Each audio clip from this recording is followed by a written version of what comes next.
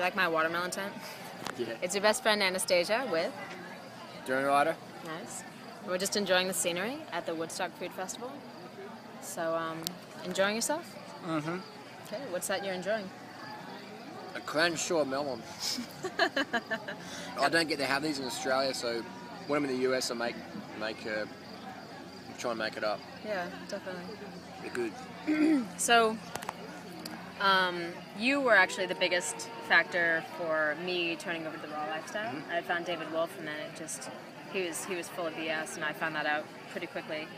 And you know, your videos definitely very inspired me very much. But not everybody knows who you are. Do you mind telling us like about your story and how you found out about it? I know you interned with Doug Graham, I think. And who is Doug Graham? What is this? I've been vegan for 11 years now, and I got to raw foods lifestyle back in 2002 after reading a book by Paul Neeson it's called The Raw Life. And the raw food lifestyle made sense to me, but I'd always struggled to eat enough food because I thought that if you're more spiritual, you don't need to eat as much and blah blah blah. So I always struggled and always go back to vegan fare, which is fine, but I feel better eating the fruits. So especially as a staple. And I just got more into raw foods, did more reading and stuff like that, and learned about Doug Graham. Who's Doug Graham? He's the author of the 80-10-10 diet, which is got a bit of a cult following on the internet there. That's a must-read, right? Yeah. If you're into raw foods, yeah, you've got to read 80-10-10 a few times at least, yeah, and understand the principles and the fundamentals in that book, because that's going to allow you to achieve your goals a heck of a lot easier, and it's going to fast-track you on the raw food success lifestyle, definitely. So it's not a fad diet, it's not a gimmick, it's nature's design, and it can be challenging doing it in today's world, which is really easier to get a Snickers bar than a ripe organic banana. So it's definitely a book that helps you get the information you need, and then you can forge a template in your own lifestyle to help you achieve the results you're looking for, be it weight loss, health, feel more vital, get off drugs, whatever. Definitely a lifestyle to consider. Awesome. Were you always athletic, or? No, I always appreciated athletics, and I always wanted to be athletic, but as a kid I was always very sick, and so I was always the sickly kid on sports day. So that's why I'm so evangelical that if I can transform into a super fit person from a super unfit person, then anybody can, definitely. Yeah. How do you inspire? I know obviously what you do, but so you're a cyclist. I mean, I'm obviously, I love cycling as well. So, but you're a great cyclist, right? Oh yeah, a spectacular. I'm pretty cyclist. good. I'm pretty good. Yeah. I'm not going to win the Tour de France, etc. But definitely, I train in Tour de France cyclist, and I don't do any drugs, and I'm putting out some good wattages per kilo on the bike. But most importantly, that I'm having fun, and if you're not, it's one thing to be very fit, but if you're not having fun being very fit, then you're missing out big time, definitely. I'm just looking at this the water, and magic.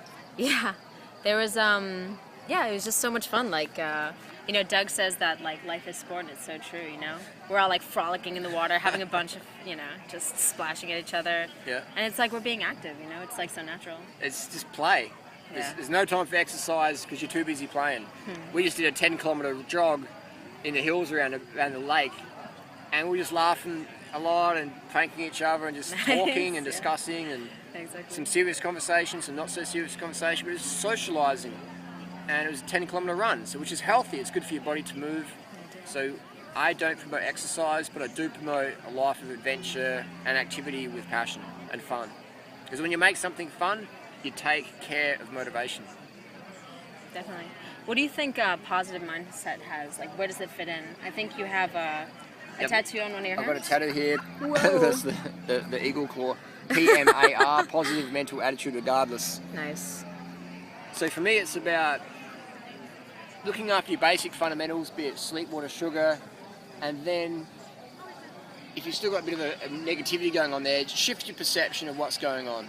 Go, well, what am I grateful for? Am I being a bit of a prima donna drama king or drama queen? Like, what's going on here? So definitely PMAR for me, positive mental attitude regardless. It doesn't mean I'm going to be grandiose or unrealistic, but it means I'm going to be realistic and just be grateful. Attitude of gratitude, definitely, I'm a big fan of. And we live in such an abundant life. I mean, the biggest challenge tonight is I have to wait few minutes to stand in line for amazing food. Maybe 3 minutes now because the line's gone down. Yeah, definitely. Awesome. What are some of your goals going forward? You know, what would you like to see? Like maybe, I know you didn't organize the Woodstock Food Festival, but like not only with your athletics, but also just in life in general. Just to get the vegan message out there more, the fruit message, the raw foods message, the fitness message, the cycling message, get it out there more and more and more.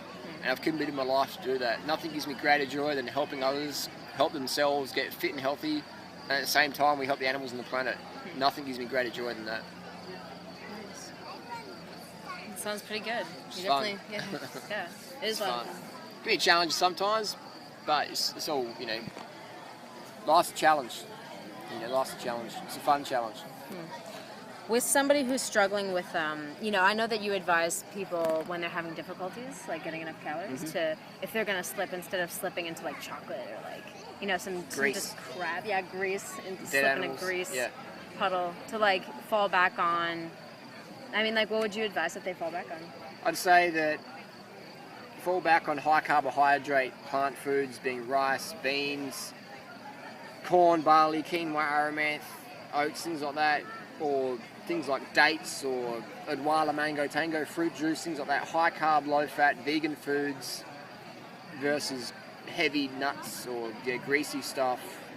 I mean, you can have that occasionally, the greasy plant foods, but the less you eat it, the better you're going to feel.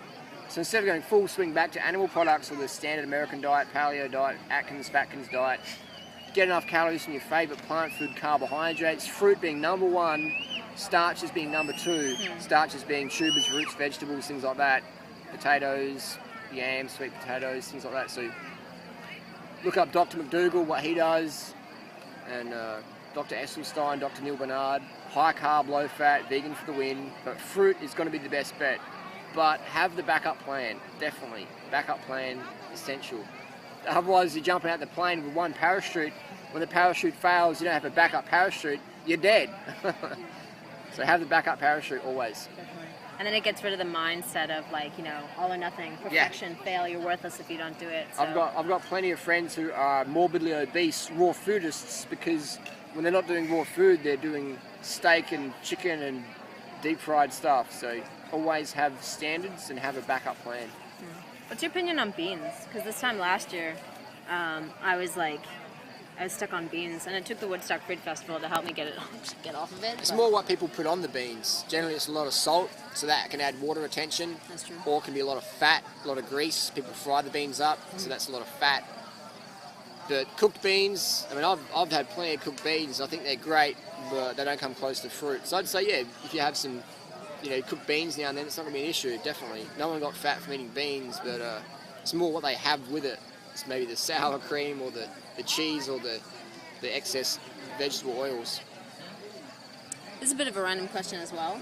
I was talking with a triathlete up at the top after a lecture, and he doesn't shave his legs, and obviously you do. You have quite nice legs, and then you shave them. Yeah. But what is your? I mean, why would you versus why would you not for like a triathlon? It's when I'm doing my transvestite shows.